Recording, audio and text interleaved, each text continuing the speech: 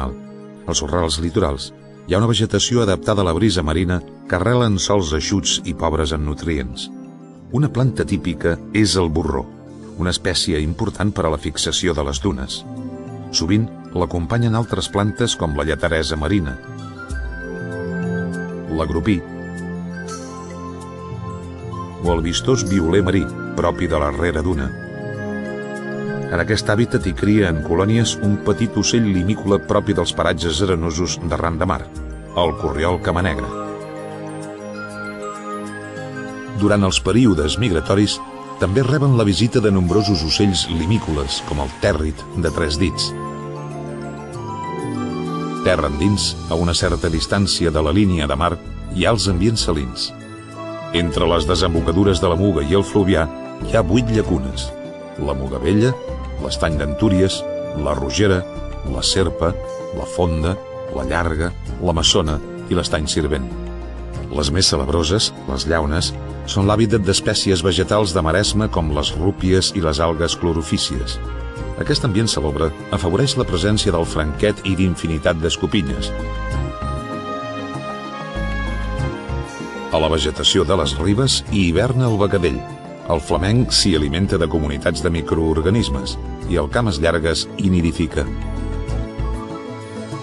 La salicòrnia i altres petits arbustos formen els salicorniars, que conviuen amb 3 tipus principals de prats salins. A prop del mar hi trobem les jonqueres, on dominen el jonc marítim i les ensopegueres de floració estival i tardorenca. A la tardor, a l'Espartinar, s'hi pot observar l'interessant fenomen de dispersió d'aranyes joves. I més a l'interior, acompanyant el jonc marítim, hi habiten el lliri blau, que floreix amb l'arribada de l'estiu, i altres joncs i ciperàcies. Un animal especialment adaptat a aquest paisatge és la daina, introduïda fa poc en aquest parc. L'únic arbre que viu en els ambients salins és el tamariu. Forma petits bosquets i tanques, importants per a la cria i refugi de diferents ocells. A les vores dels estanys i els canals s'hi desenvolupa el canyís, refugi i lloc de cria del bitó, l'ocell que ha forjat la llegenda medieval del Bruel de l'Empordà. En els ambients d'aigües profundes, la boga forma densos bogars on nidifica la polla blava, espècie reintroduïda amb èxit l'any 89. En els ambients dels estanys, recs i canals, on l'aigua és més fonda, hi habiten diferents plantes aquàtiques com ranuncles, nenúfars, espigues d'aigua i altres macròfits i algues aquàtiques. A les vores, entre la vegetació, hi viu la reineta o regina, una granota de coloració críptica. En aquests ambients hi viuen una gran varietat d'ànecs: el collverd, l'ànec piulaire, el cullerot, el xarxet i l'espècie símbol del parc, l'ànec roncaire o xarrasclet. S'hi poden veure altres aus aquàtiques, com el cignamut, la cigonya, el bernat pescaire i la gamba roja pintada. El depredador característic d'aquest hàbitat és l'arpella, de vol senyorial i dominant. Les closes són prats de dall i de pastura inundables, envoltades de recs i arbres de ribera. Són molt importants per a la biodiversitat del parc. Se'n troba un bon exemple al voltant de l'ermita de Sant Joan ses Closes. La presència de bestiar afavoreix el creixement de plantes que busquen sòls rics en nitrogen com la tràfola blanca, la xicòria i els cards.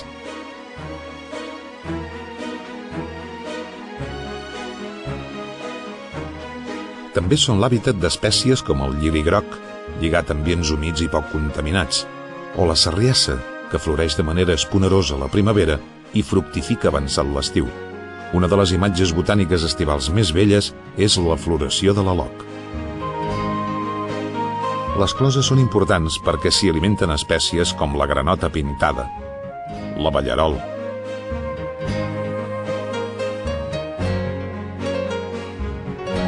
el becadell,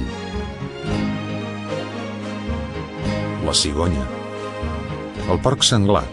N'hi ha algunes de molt rares, com el virolat gaig blau. Lligats a les closes i resseguint canals i riberes, hi ha nombrosos bosquetons d'arbres de ribera formats per oms i verns, i salzedes de salze blanc, de saulic i de freixes de fulla petita. Són formacions associades als prats inundables i als conreus que han estat afavorides per l'activitat humana.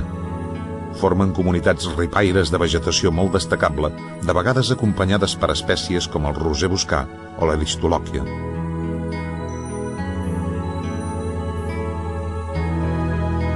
La tradició de conservar arbres monumentals ens ha deixat exemplars destacats com les alzines sureres de Vilaüt, punt d'encontre humà i lloc de descans dels ramats en moments de calor. A l'interior, trencant de manera espectacular les formes ordenades dels sembrats, s'hi pot veure el pi pinyoner de Montmajor.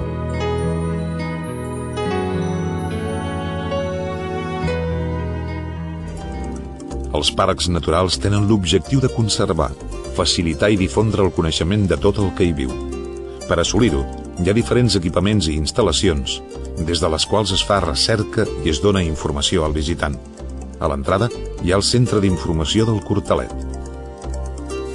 Al llarg dels itineraris hi ha aguaits per facilitar l'observació dels ocells sense molestar-los.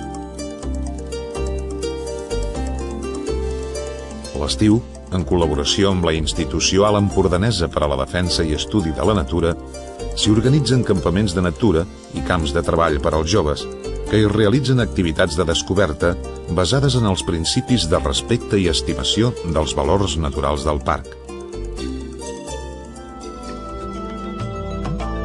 Recentment s'ha posat en marxa un sistema de llaconatge per descontaminar les aigües d'Empúria Brava, que ha creat un nou aiguamoll, l'Estany Europa.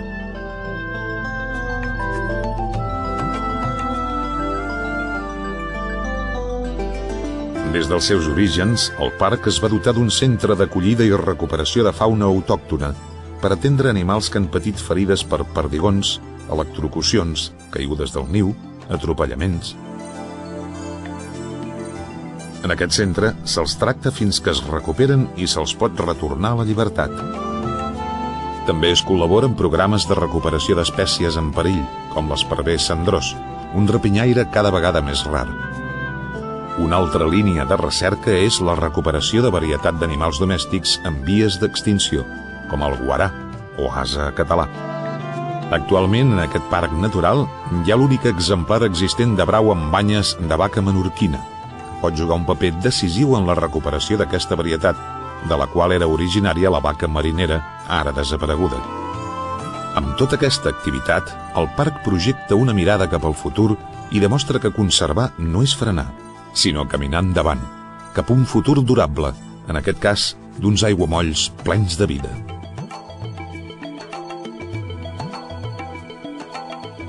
Deixem els aiguamolls i emprenem el viatge cap al sud, fins al mar, ran de costa, a la recerca d'un petit espai natural, les Illes Medes.